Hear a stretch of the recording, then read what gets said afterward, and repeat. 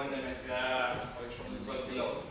Kaip šiandieną žinome, alternatyvioji energija padeda užkariauti pasaulio vietas ir tai yra atsinaujinanti energija. Mes bandysime aptarti būtent apie piezoelektrinį efektą. Tai efektas, kurio metu, paspaudimo metu, mechaninės deformacijos metu yra sukuriama elektros energija. Ir mes tikime, kad tai gali būti ateities technologija.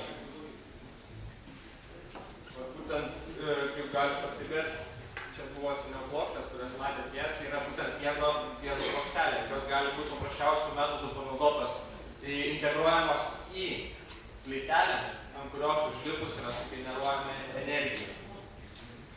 Mūsų manymu, tai yra efektyvus būdas. Pavyzdžiai rodo, kad, tarkime, trijose pasaulio klubuose tai yra įkurtos tokios grindys naktinėse klubuose, kuriuose sugeneruojama energija ir jos sugeneruojama apie 60% tos reikiamos energijos. Tai manau, kaip ypatingai klubui tai yra ganėtinai efektyvu. Kitos panaudojimo galimybės, tai būtent yra kelio padengimas. Būtent kelio padengimas, kuris pravažiuojančių automobilių dėka deformuotų, suvibruotų tas būtent piezo plokšteles ir pagamintų tam tikrą energijos kiekį. Kaip galite pastebėti, yra kelio danga, kurios storis yra apie 5 cm. Apačioje būtent patalpinamos piezo plokštės, kurių dėka yra būtent sugeneruojama energija. Buvo dabar, kai pristačiau temą, buvo iškeltas klausimas, argi vis dėlto nekenkia kelio dangai, argi nenaudojamos papildomos kuro sąnaudos. Ir galiu atsakyti tai, kad taip, tai nėra kenksminga kelio dangai, nes pačios piezo plokštės, kurios yra pagamintos tokiu būdu, jos yra kietos. Ir kuro sąnaudos taip pat nedidėja, nes jokio iškrepamumo nėra, lygiai tas pats efektas, kaip ir jų nebūtų. Panaudojimo galimybės yra netgi kelios. Paprasčiausiai vieni iš panaudojimo galimybių tai yra būtent žmogaus energijos dėka, kurie gali būti talpinami įvairiose autobusų traukinių metro stotyse, kur yra didelis judėjimas, ir tos energijos dėka gali būti panaudota apšvietimui. Didesnis panaudojimas tai būtent kelių, geležinkelio stotyse, tai būtent pobėgiai dedamas ir net turbūt efektyviausias, galbūt daugiausiai energijos išgeneruojantis, tai yra lėktuvų nusileidimo takuose. Tai kodėl šita energija yra efektyvi ir tai turi kažkokius tokius pranašumus lyginant su vėjo ar saulės energija, tai yra vien dėl to, kad jinai neužima visiškai jokios vietos ir būtent nepriklauso nuo klimatinių sąlygų. Nereikalinga būtent saulės šviesa, nepriklauso, ta prasme, net ir šalčio efektas nėra veikiamas.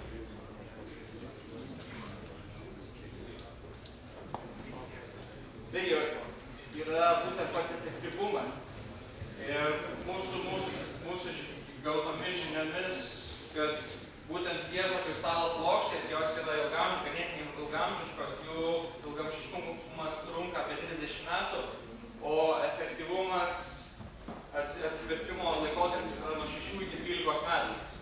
Kaip galite pastebėti, čia yra keletas sugeneruotų duomenų, kiek yra pagaminama elektros energijos, būtent iš tam tikrų atstumų. Galbūt tiek.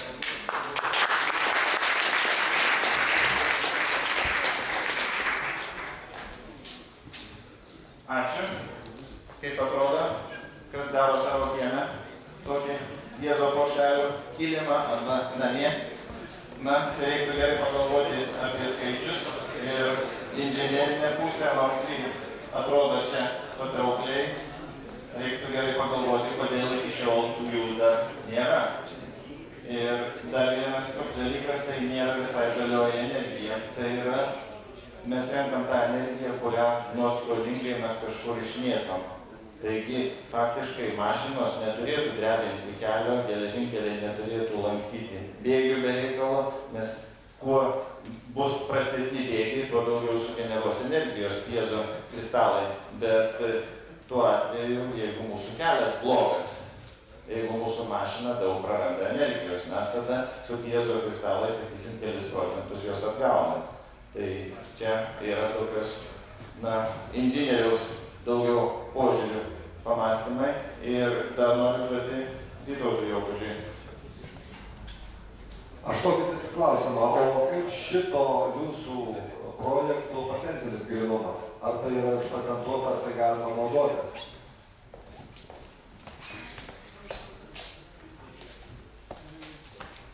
Kiek žinau, šios plokštės, kurios yra daugiau pramoninių būdų gaminamos, tos didesnės plokštės, jos yra gaminamos Izraelyje. Būtent šis produktas ir būtent buvo nutiestas 1 kilometras kelio bandymų. Šiuo metu, aš kiek suprantu, tai yra patentuota. O jūsų verslo idėja kokia yra pati pagrindinė? Ar kurti tokias plokštes, ar pirkti iš jų ir instaliuoti, kur yra jūsų esmė? Tiesiog, kadangi tai buvo savaitgalis, mums nepavyko susisiekti su gamintojais, mes nežinome konkrečios kainos. Taip pat mūsų duomenimis yra žinomi, kad KTU yra būtent dėstoma piezo mechanika. Mūsų tikslas yra ateities bėgė, savaičių bėgėje susisiekti būtent su tais dėstytojais, galbūt būtų įmanoma pagaminti šitą Lietuvoje, kokie būtų kaštai, tiesiog mums pasidomėti. Jūs norėtumėt būti dėgėjais šito? Galima taip. Tiesiog mums įdomu, kiek galima išnaudoti, kiek mes neieškome grynai pelno savo.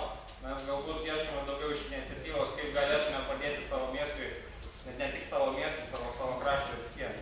Tiesiog pagamino minimalų pavyzdį, kurio trenksmo dėka yra sugeneruojama šviesos. Elektros energija ir gaunama šviesos lemputė, jinai įsižiebia nuo trenksmo. Galite demonstruoti? Tiesiog galbūt pateiksite parodas ir su pieštuku, kad patogiau būtų susidėkti. Aš atsakydamas į Vlado iš tikro klausimą apie energetinį efektyvumą pagalvojau, kad iš kitos pusės tai galėtų būti visiškai, kaip sakyt, sąmoningos visuomenės prasme legalus, paprastas ir neskausmingas būdas apmokestinti kelius tiesiog. Visi sutinka su to, kad patiria didesnis kuro sąnaudas, bei valstybei nebereikia mokėti už jų apšvietimą, pavyzdžiui. Ar sakykime, ten reklamų apšvietimą, tiesiog, nori važiuoti keliu, tiesiog turi su to susitaikyti, kad teks sumokėti už tai papildomas kuro sąnaudas, bet galbūt nėra būtų. Aš tik labai trumpai. Mūsų šiai dienai panaudojimas yra tikimas, kad galima būti panaudoti automagistralėse, kur yra ledinės švieslentės, kurios skelbia apie kelio dangos, vėjo, kažkas, kokią informaciją apie šviesoforų įdiegimui. Ačiū. Labai. Manau, kad nemažą potencialą turi dar tas aspektas informacijos rinkimo įvairiose vietose su piezo davikliais ir labai gerai tas požiūris, kad pabandyti visiškai nestandartinės, naujas, nepaplitusias idėjas. Taigi, sveikinu ir kviečiu sekančius.